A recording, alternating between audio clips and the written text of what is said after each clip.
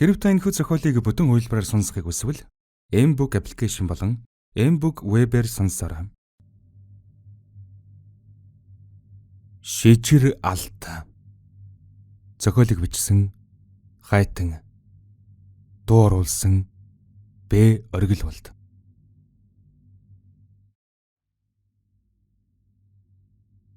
Арван 2 дугаар хэсэг. Буух самбад байгаа. Хэд хоног хэл сураггүй алга болсон нөхөр нь өмсөж явсан хөрмэн эвхэж элгэндээ нааж тэрсэн байртай орж ирэхийг харсан эхнэр нь гайхан суув. Тэгээд болоогүй.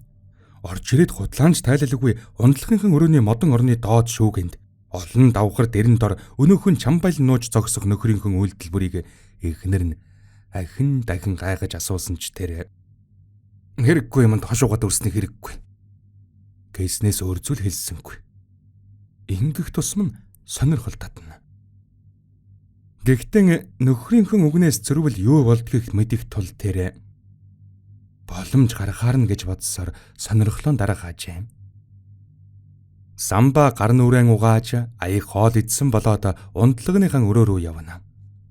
Тэндээсийн алхамж холдохгүй янзтай. Хүүхдүүд нь өрөөнд орж ирэхэд өндөр дуугаар загнаж хөөж лхэвтээд өгнө. Өдөш болоход эхнэр нь нөхөртөөгөн амин чараа үүсгэхдээ төвний тэгтэл их нандинсан хөрмөнд юу байгааг сонирхон асуужээ. Харин үүнийг сонсмогцоо самба дөрс хитэл уурлаж босч ирээд би чамд хамаагүй гэж хэлсэн шүү. Битгий урд хамаарлагын өмнө хошуу хамаад үрээд яваад бай. Ахиж асуувал амиг чинь ард дээр чинь гарт алгадчихна шүү. Гэснээс үрзүүл хэлсэнгүй. Нөхрийнхөн хэлсэнд гомдсон бүсгүй энэ талаар ахиж дурдсангүй. Шөн дунд самбагийн удас дуугарав. Цугаа цэнгэлдэн туйлдж ядарсан самба амаа анган хурихраад сэрэг шинжалгаа. Хэсэг хангинсан дуунаас залгсан эхнэр нь босч дуудлага хүлээн авах ногоон товчийг даржээ. "Байна уу?" гэж нойрмоглон асуухад удасны цаан сандарч твдсэн залуу хоёрын дуу гарав. "Самбаха, хурдлаараа нөгөө годовчин гэмтлийн имлэг дээр байна гин." Гэхэн тэр үүнийг сонссон бүсгүй нөхрөө чанган сэрэвэл нойрон харамлаад босох шинжалга. Янз янзаар дуудаж үзээд арай ихийн сэрэж болсон явдлыг хэлж самбаг эмнэлэг рүү яаруулжээ. Сонссон даруйтан хувцалсан түүний дотор ямар гээчийн хараал эдмэр нь болоод байна гэсэн бодол эргэлдэнэ. Гэмтлийн эмнэлгийн хүлээн авах тасгийн шалан дээгүүр өргөлжилсэн их цус асгарсан байхыг хараад залуус ихэд цочирджээ. Түүн дээгүүр гიშгчихгүй хичээсээр цовж орсон залуус совилагчид Годтув гэсэн нэрийг дөнгөж саяхан ирсэн байх учиртай гэсэн тайлбартай хамт хэлхийн төдийдл өтгөн хүрэн цус тунарсан мөрийг дагаад явахыг зөвлөв. Гэртэн харьсан даруйд эхнэр нь хадмынх руу ачаа бараа хөргүүлэхээр халамцуу нөхрөн хөөх шахам гаргачихаж. Харин Готов олон хоног наргиж цэнгсэн нэрэндээ баригдаад аргагүй эрхэнд машина барьсаар гарчээ. Их төгжрэл дунд өгсүүр замд өмнө нь барилгын арматур төмөр ажсан машин явж таарсан байна. Гэрэлэн дохио дөнгөж асваагүй юу? Машинууд уралдан хөдлөхөд өмнө нь байсан ачааны машин хөдлөгтөн огцом хаа завснаас машин нь унтарч. Энэ үед ачаан дээрх арматур төмөрийн бэхэлгээ молдорч суларсан байна. Ачааны машины мотор хөнгөн асч хөдлөختөө зэрэгцэн суларсан арматурнууд гулссаар арын машины жолоочийн хоолой руу цоо хатгachсан тэр байж. Түүнийг ачааны машины жолооч эмнэлэгт амьсгаатай байхад нь авчирсан байна. Эмчнэр ч хүнд өвчтөн ирсэн тул яаралтай хагалгаа зарлаж түүний амийг аврахаар тэмцэлдэж эхлэв. Эмнэлгийн хонголд эхнэртэн зэрэгцэн суугаад хагалгаа амжилттай болохыг хүлээж суусан залуусаас хамгийн залуу нь өвдгөн завсран гараанхин чижирч сууна. Самба түнд дөхөж очивол тэр ямар нэг зүйлээс айж ухаан санаа нь орон гарan болсон гэлтэн харагдах бөгөөд амандан алтнаас л боллоо. Тэр алтнаас л боллоо гэж ахин дахин шивнэх аж. Годовын эхнэрийг сонсчихгүй гэж эмээсэндэн самба түүнийг босгон хөдөлж гараад тайвшруулахыг оролдсон ч залуу түүний нүд рүү айдас нэвчин гисэн харцаар бүлтэлцэн хараад Та анзаарахгүй нү? Хамгийн сүүлийнх нь тэр байсан. Тэрний өмнө готов ах. Тэгэд би тэр охиныг хүчнэсэн. Одоо миний ээлж гэж хэлэхдээ золтой л өмдөн дүн шээс алдчихсангүй. Самба хэдий түүний хэлснийг дотроо санаж авсан ч гаднаа нь тоохгүй байгаа дүрсгэж юу балаарад байгаа юм бэ? Битгий олон юм донгосоод бай мэдүү. Одоо гэрлүүгүй яв. Гэж нуруунд дээр нь чанга зохиж аваад хөөжээ. Өнөө хүүч хөөрхи ойлн дуугарч эргэн харсаар явав. Самба тайвширхаар нэг тамиг татаж аваад эмнэлэг рүү буцаж ороход хонгилоор нэг хадсан уйлаа майлан өгтжээ. Хөөрхи готов их хэмжээний цус алдснаас болж хагалгаагаа даалгүй бурхандан явчихсан байлаа. Залуус их нарыг нь түшин тайдгаруулах авч цаагаараа самбаа руу гордлого тээж айдас хургасан харцаар цөм харан зогссон.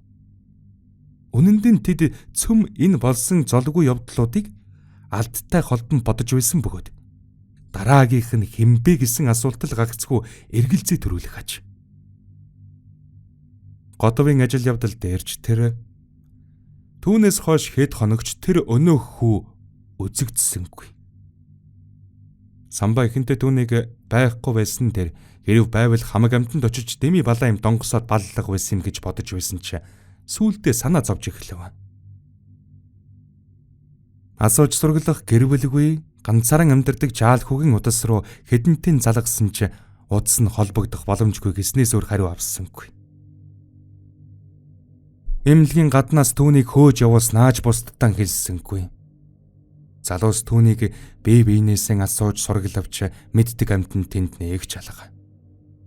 Арай ямар нэгэн муу юм тохиолдчихсан биш үсттэй гэж хэлсэн залуусын нэг рүү самба муухай харж тэрэнд юу тохиолддөг юм? Охин хүүхэн эргүүлжлээ ууз. Одоо эд дэгддэг насны юм чинь гэж хэлээд хүчлэн инээгчин аядав. Ингэж хэлэхдээ тэр хүүгийн тухай ярианы сэдвийг өөрчлөн говьойлох санаатай байсан ч түүний санснаар болсонгүй. Гэтэл нэг залуу үгүй штэ. Харин ч манай улсаа ёстой тогтод томоотой хүү. Энд тэнтэс охин хүүхэн танилцуулаад өгье гэхээр хацраа маань улаагаад жигтэйхэн ичнэ. Яагав нөгөө талигч охин тэрэн дээр л бараг зандангаа тайсан та.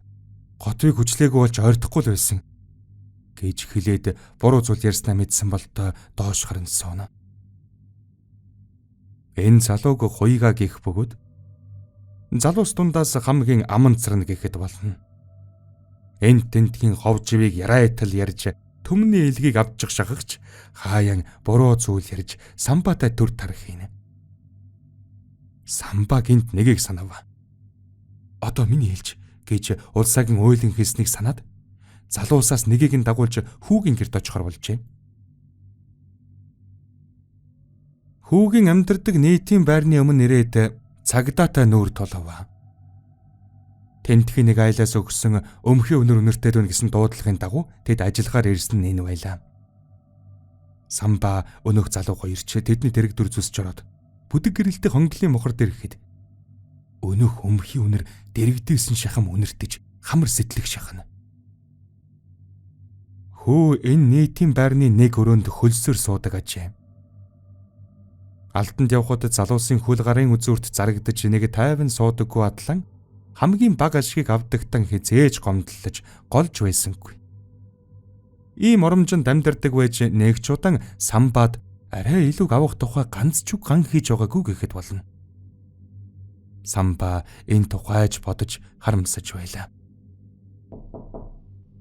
Хаалгыг нь нүдэж зогсохдоо түүнд муу зүйл л битгий тохиолдсон байгаасэ гэж чин сэтгэлээс нь залбирэн зогсож байв. Харамсалтай нэ. Тэр гаваар нэг тарсан өмхий үнрийг хөөж явсан цагта хүүгийн өрөөний хаалганд тулж ирээд самбатай зэрэгцэн зогсож байхын тэр. Залуус баахан сандарсан ч аргагүй эрхэнд цагдаатай хамтран хүүгийн өрөөний хаалгыг хүчлэн нээхэр болжээ. Энэ мөчөд ч самба залбирхан болсонгүй. Том биетэй ирчүүд хэдэнтэй мөрлөн түлхсний эцэст модон хаалганы нугас ганц ёг хийгээд дундууран цоорон унав. Харин хаалга додогч түлхэгдэн унахад Самбааг дагаж ирсэн залуу бариулаас нь барьж үлдэж амжижээ. Хамар сэтлэг шахаж байсан өнөөх өмхийн үнэр харин одоо тархинд хүртэл үнэртэж аманд амтагдах хаж. Яг л ямар нэг амьтны махыг халуун өрөөнд түгжчихгээд хид хонуулчихсан юм шиг тарих гашлан муухай үнэр авсан самбаа хэд хий огуулсан нь гадуур хүрмэн тайлж ам хамрам битүүлв. Цагдаа болон түүний ард хэрэгт дурлаж зогссон хүмүүс ч пүү па болон хойш ухарлаа. Хаалган завсар гарсан нүхээр бүдүүн ногоон бадган ялаанууд божигнан гарч одож утаа сунгалсан мэт сааралдан харагдах хоосон өрөө өмнө нь үлдэжээ. Самбаа хаалгыг том дэлгэж завсраар нь ороод явчихжээ. Цэцгэн хэн мэдэгдэхэн болсон хуучин хөшгийг зэрэгцүүлэн хаажээ. Орд дэвсгэрийн оронд хуучин матрас дээр хэртэй даваа боогнуулж тавьсан харагдана. Хөл дорн ямар нэг зүйл гიშгэгдэхэд тэр доош харвал хүүгийн ажилдан өмсдөг хуучин майжгийн гутал байв. Өрөн доторх дэндүү эмх замбраагүй байх бөгөөд самбаа баруун гар дэш эргэхтэн газар саваад унчихжээ. Үүнийг харсан залуу төшөж зогссон хаалган орхид өрөөнд гүн ормогцсон мөн л дав хийдэл цочиж золтол ар гэдэргэн унчихсангүй. Хөрхийхөө хаалганыхан хажуу болон өвдгөн тэрсэн байдалтай өнгөрчихсөн байв. Нүд байх ёстой газар нь хоёр том хар нүх үлдэж хамран цаашаа цөмөрч ороод хуруугаар нь хар хүрэн болчихсон байгаач. Ирүүн доошоо мултарч өрөөс нь тал нь бүр санжчихсан байхыг харсан самбаа тэр дорон ухаан алдан унсна тэр байжээ. Өмссөн хувцс нь хүүрийн тос дааварлаж биеинт нь наалдсан байх бөгөөд түүн дээгүүр нь хуруу хэрийн урд өднүүд ярвалцсан байгаа харагдана. Төдөлгүй цогцос зөөвөрлөх эмнэлгийнхэн хэргийн газар ажиллах мөрдөгчд ирж зураг хөрөг нотлох баримт гэх мэт зүйлс цуглуулгахдаа самбаа болон түүний хамтрагчийг энэ хэрэгт гэрчээр татан оролцуулахыг мэдэгдэжээ. Хүүгийн үхэлд ихэд харамсаж байгаа ч цагдаа сэргийлэхтэй холбогдох болсон дон тун шиг таагүй байгаа болтой харагдах самбаагийн духан дээр хүүтэн чин тавьж тайвшруулах юм уулгав. Самбааг эзгүй хойгоор эхнэр нь сониуч зандан хөдлөгдөн орны доод шүүгэн уудалж үзчихэв. Нөхрийнхэн хуучин хүрэмэнд боолттой алдыг олж үзээд золтойл зүрхэн зогсчихсонгүй. Азар самбаагийн эхнэр ашиг хонжооны талаар огтхон ч бодсонгүй. Зөвхөн энийг алтыг дагаж ирэх үеийн үр гарц гарлагын талаар хамгийн түрүүнд бодож санаа нь зовж эхэлжээ. Тэр дөрөн хүрмийг нэвхэн хуучин баринд нь тавилаа.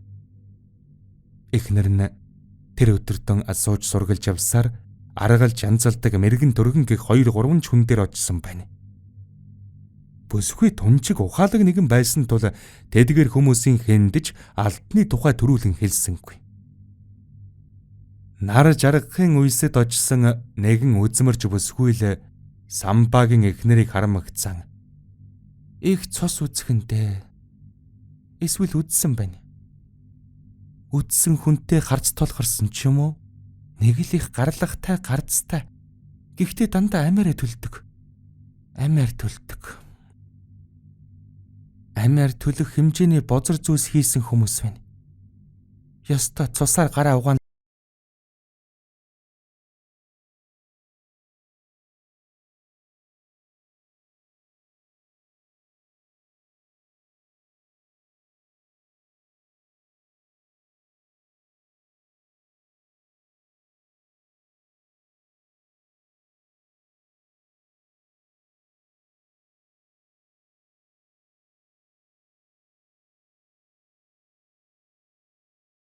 Хэрэв та энэхүү зохиолыг бүтэн үйлбэрээр сонсохыг хүсвэл M-Book application болон M-Book Web-ээр сонсоор